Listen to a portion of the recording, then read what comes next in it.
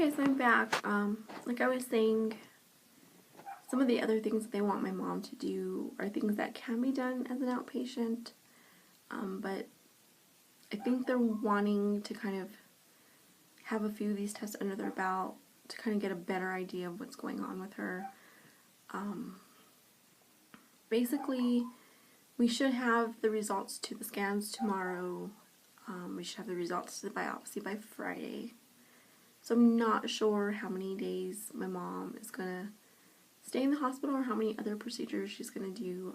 If they find anything abnormal with the scans, they want to do a colonoscopy. I just don't think she has it in her to do it tomorrow. I just think she's going to be hurting tomorrow from the scans today, the biopsy. She was just in a lot of pain. So I'm hoping that they let her rest tomorrow and kind of take care of the other things that are going on. She's still on antibiotics for the pneumonia that she has. She's still on oxygen, and I definitely could tell today. She took it off for a little while.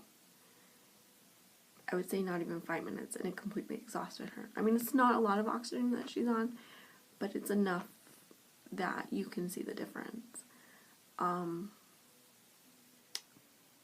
Basically, what's left for them to kind of figure out is what's causing her fractures and what's causing the weight loss. They're talking colonoscopy, maybe an endoscope. That has more to do with they're trying to figure out why she's losing weight. Other than that, there's not too many symptoms that fall into the colon cancer category. So it's just kind of a waiting game, trying to figure out what's going on.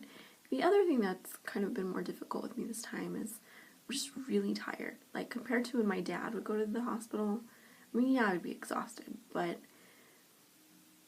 essentially I would stay there all day. In the late afternoon, early evening, I would leave the hospital, pick up my mom, take her. We'd stay there till like 9 or 10 at night. I'd take her back home and go back to the hospital, and I'd stay there and sleep. So it was a lot less for me to have to worry about, honestly. Like, we had a lot more other responsibilities, but the time that I had there was more focused on my dad. Now we have less responsibilities, but we have 2 dogs, and you may hear them barking in these videos.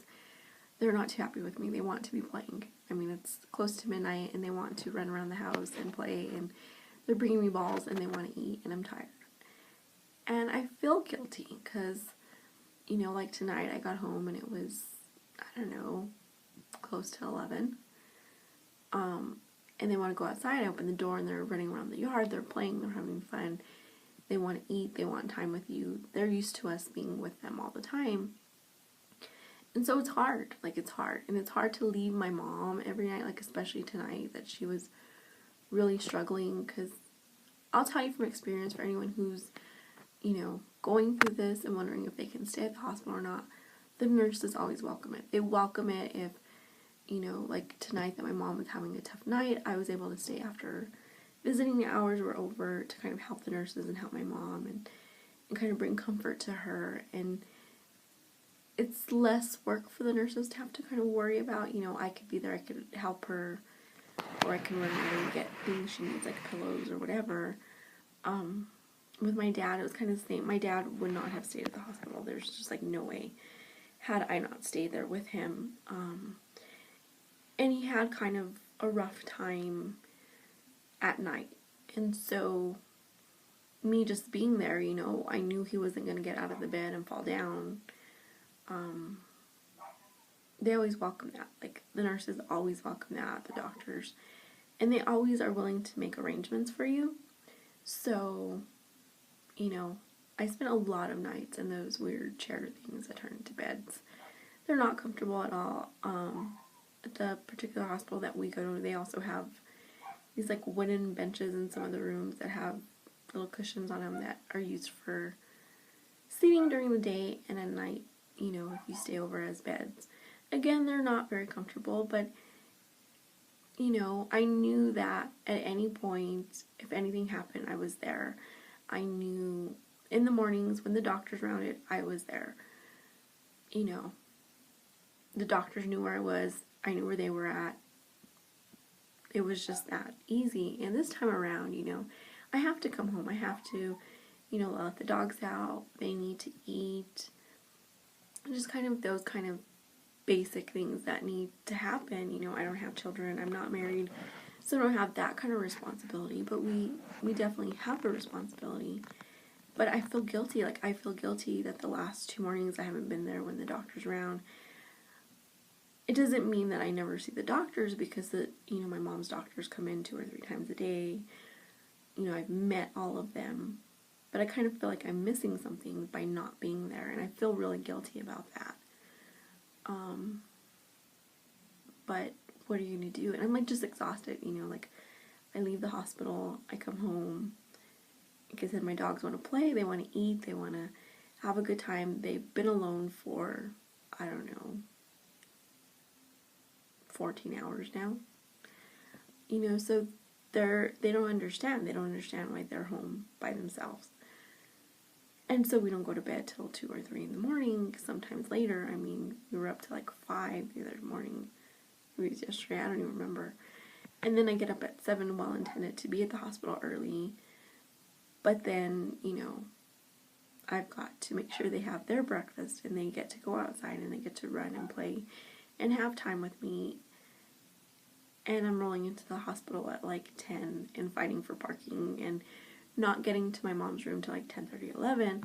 My aunts are there, and that's a huge relief for me that they're there. They can have that time with my mom. But it is difficult to process and to know that I'm not there. And it's also very tiring to like I said, all these responsibilities at home. When I say if I can get the dirty clothes into the laundry basket, I'm doing okay. Every morning I leave, I try and eat a little something before I go, so there are some dishes in the sink, and I'm perfectly fine with that, because right now it's just a little too much. Even when we go to the hospital, when my mom would come visit my dad prior, I could leave and go run and do some things that needed to get done at the hospital, whether it be, taking care of billing or, setting up nursing when we got out or equipment. And now I really can't, because I need to be the one that's helping her prep for, the procedures. And when she's not feeling well, I have to kind of be there. So it does make it more difficult. I will say my brain has kind of just been on, since last week, probably at this time, because she hasn't been feeling well for that amount of time. So it is different. I do feel your pain if you're some of those people that have to go back and forth from the hospital. I'm very lucky in the respect that we live about 10 minutes from the hospital where my mom is. But it's just difficult. It's hard. It's hard to not have any sleep. It's not like I can take a nap in the middle of the day.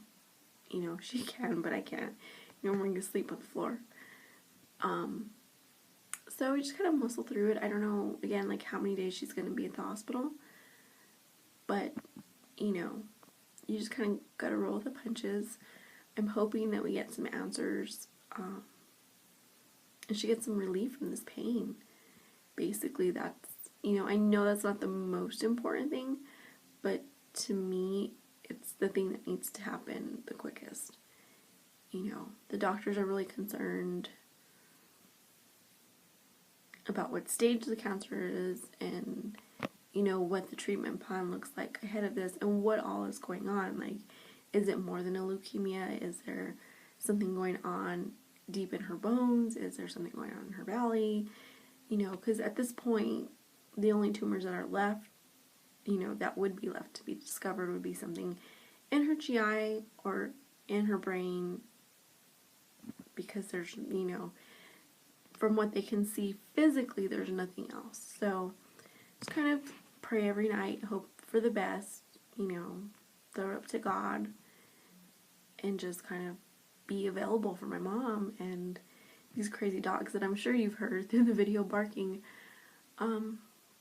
That's kind of, just it. Not every day is easy, not every trip to the hospital is easy, and this has definitely been one of the most difficult days.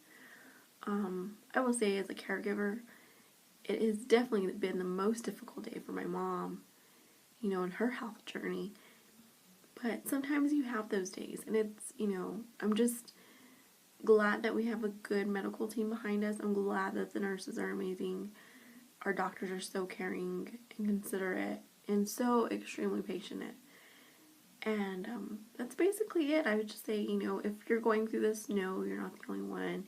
You're not the only one not sleeping and kind of struggling, and, you're not the only one who's missing the housework. But all those things will be there, when you return. Just kind of, you have to be your family member's advocate, and the only way that you can do that is kind of being there. That's the way I see it, I know my mom's anxious to get home, but she's also anxious to feel better. I'm definitely anxious for her to get home, but I would go many more sleepless nights just to know that she's getting the care that she needs.